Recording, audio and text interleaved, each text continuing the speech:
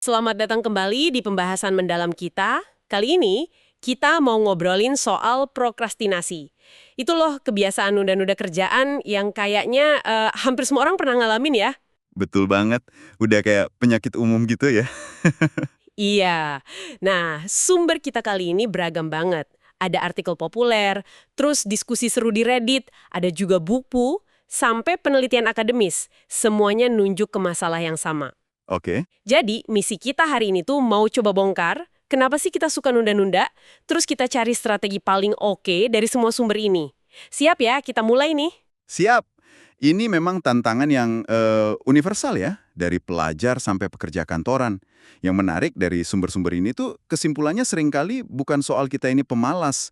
Ada ada sesuatu yang lebih dalam kayaknya. Oke, mari kita gali lebih dalam kalau gitu. Salah satu temuan yang paling sering muncul nih dari kumparan sama psikologi.umsida.ac.id itu katanya prokrastinasi erat banget hubungannya sama emosi. Emosi ya? Iya, jadi bukan karena kita nggak mau ngerjain tugasnya, tapi lebih karena kita susah ngelola perasaan negatif yang muncul pas memulai. Kayak rasa bosen, cemas, atau ragu, frustrasi gitulah. Nah, tepat sekali. Ada pakar, Dr. Fusia Sirois, itu dikutip di dua sumber tadi, beliau menekankan banget soal ini. Otak kita tuh bisa nganggap tugas tertentu sebagai semacam ancaman emosional gitu. Ancaman ya? Waduh. Iya, akibatnya ya kita menghindar. Cari kegiatan lain yang saat itu rasanya lebih enak, lebih nyaman. Misalnya, yaitu tadi, scrolling media sosial. Ah iya iya, paling sering itu ya. Nah, ini jadi makin menarik kalau dikaitin sama gagasannya David McCrow soal kebutuhan emosional yang tersembunyi. Bisa jadi pengalaman masa lalu, mungkin kurang dukungan, itu bikin kita jadi ragu sama diri sendiri. Kayak ada pikiran, aku nggak cukup baik gitu. Nah, keraguan ini yang bikin kita menghindar. Jadi kayak lari dari perasaan nggak enaknya itu ya, bukan dari tugasnya sendiri sebenarnya. Persis. Ada juga penelitian dari Kogoya dan Jannah di Surabaya pas pandemi. Mereka nemuin korelasi yang mirip.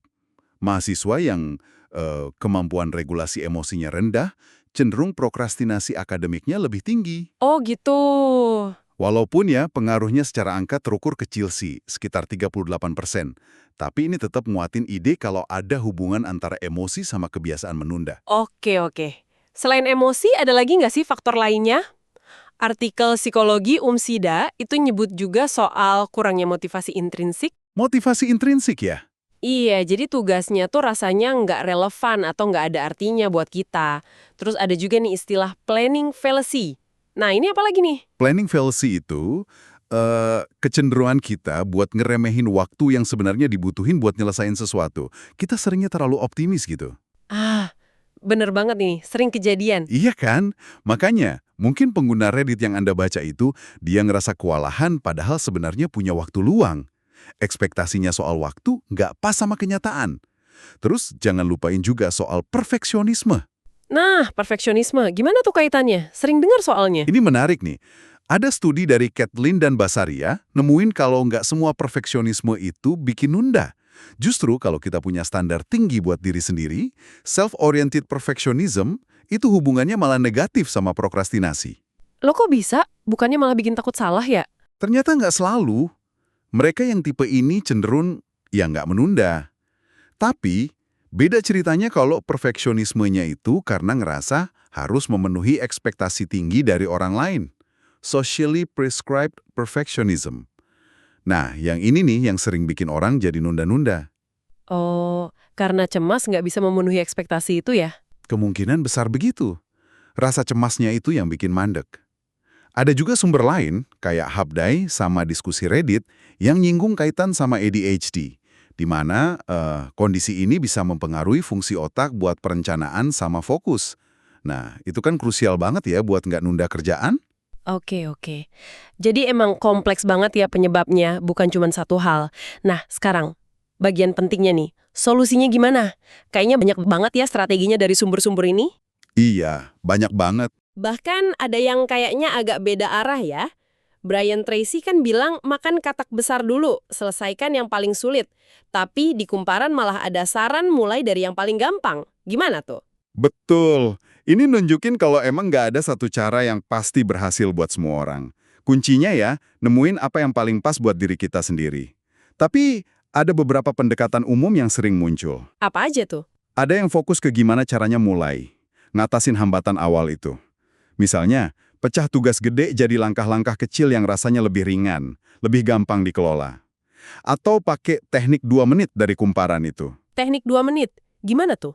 Jadi kita komitmen aja buat ngerjain sesuatu, apapun itu, cuma selama 2 menit. Misalnya, baca 1 halaman buku atau buka file kerjaan. Tujuannya buat nurunin ambang batas buat mulai, biar nggak kerasa berat banget. Oke. Jadi biar mesinnya panas dulu gitu ya.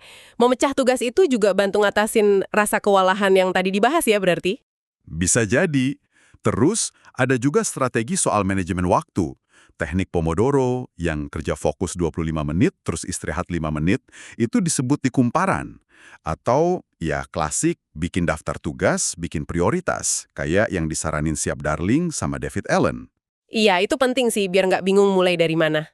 Penting banget. Lalu yang juga krusial itu mengelola pikiran dan emosi. Ada komentar menarik di Reddit, nyaranin buat ngasih diri kita grace, atau ya kemakluman gitulah kalau kita lagi kumat nundanya. Jangan terlalu keras sama diri sendiri.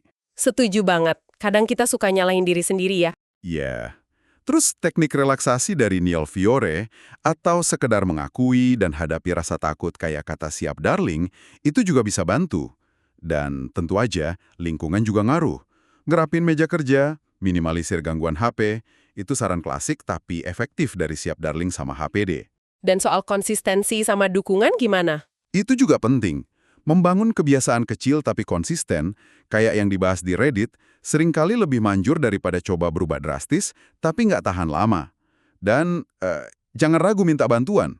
Minta bantuan ya. Iya, entah dari temen, kolega, kayak saran Siap Darling, atau kalau emang prokrastinasinya udah ganggu banget, ya cari bantuan profesional, kayak saran HPD. Nggak ada salahnya kok. Oke, jadi jelas banget ya. Prokrastinasi ini rumit. Jauh dari sekedar, dia males aja. Tapi lebih ke soal emosi, cara kita lihat diri sendiri, cara kita lihat tugas di depan mata. Tapi kabar baiknya, dari semua sumber tadi, kelihatan banyak banget cara atau strategi yang bisa dicoba. Betul. Selalu ada jalan keluarnya. Dan sebagai penutup nih, ada satu pemikiran lagi yang cukup menarik. Ini tersirat dari diskusi di Reddit. Apa tuh? Kadang kita nunda itu karena ada semacam jarak.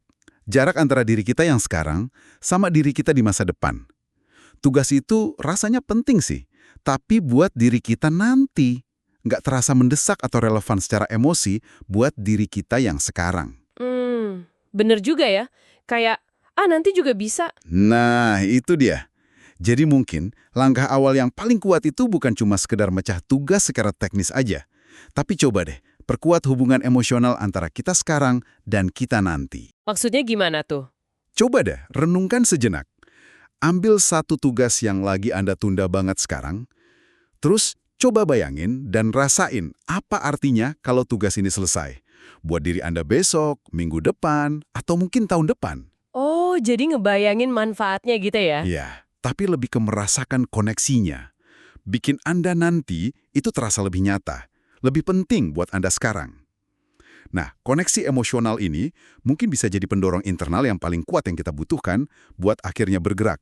Mungkin ya. Wah, menarik banget itu.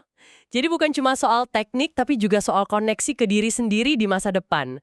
Oke, makasih banyak ya buat diskusinya hari ini. Sama-sama. Semoga bermanfaat ya buat kita semua yang sering berjuang lawan prokrastinasi ini.